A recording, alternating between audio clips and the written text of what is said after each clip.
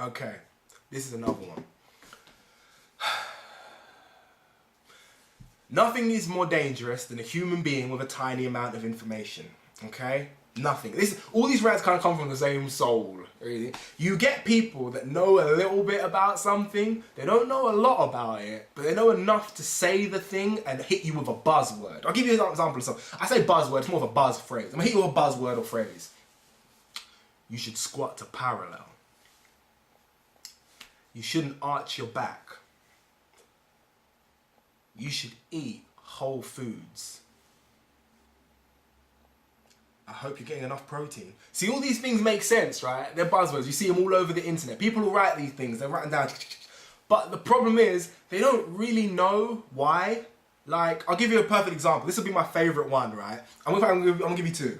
I'm gonna give you two. And there's gonna be a whole lot of people watching this that are gonna be like,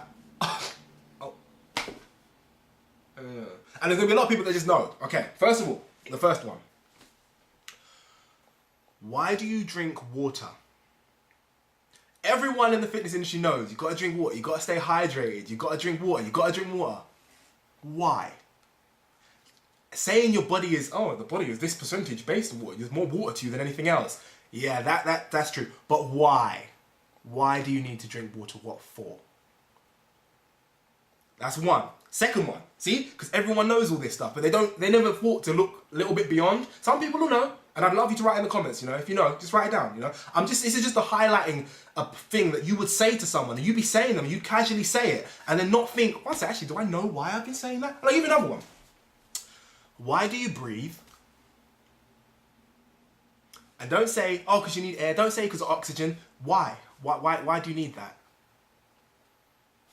Now, a lot of people are going to know. A lot of people are going to be like, well, duh, it's just because of it. And a lot of people are just not going to know. Why? Because you just don't know. Because maybe you weren't paying attention to biology that day. Maybe you didn't feel like looking it up. Once you knew that you needed to breathe your whole life, you just assumed it was something you needed to do and didn't really look into why you needed to do it.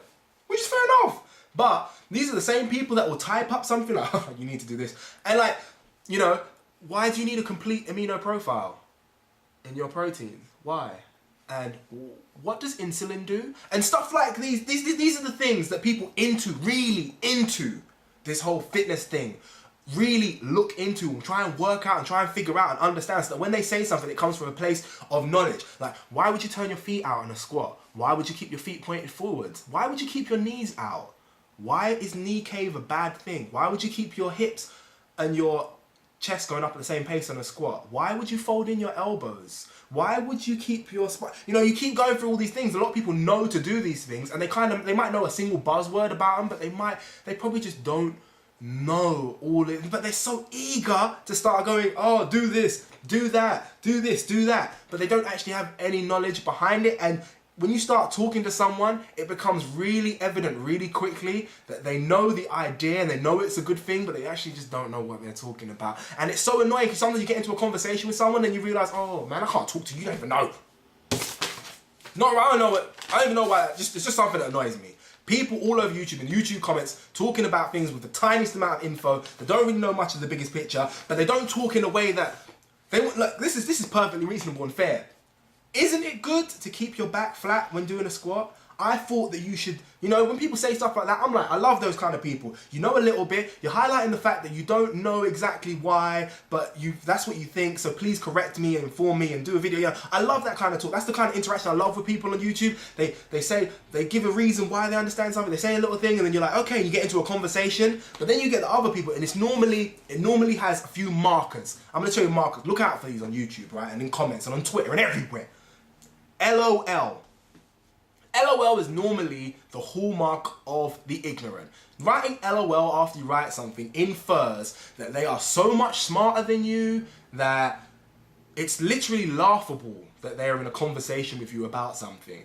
Now, anyone intelligent knows if you make a point, it's sufficiently funny, you don't have to highlight its humor with the word LOL. It's normally what fools write. Not all the time, you know, not all the time, but generally when someone writes something and tries to teach you something and tries to be smarter than you and writes LOL as a point of condescension, it's normally because they're trying to amplify the condescension because maybe originally the state of superiority was not in fact there.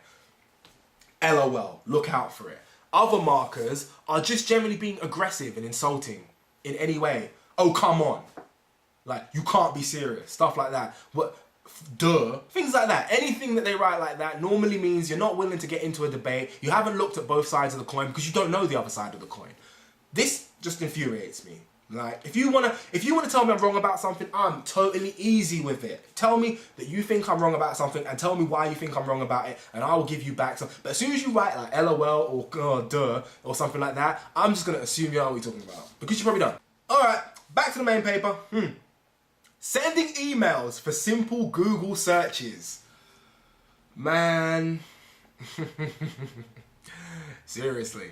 This one gets me. I read an email sometimes and they'll be like, can you give me some examples of lean protein sources?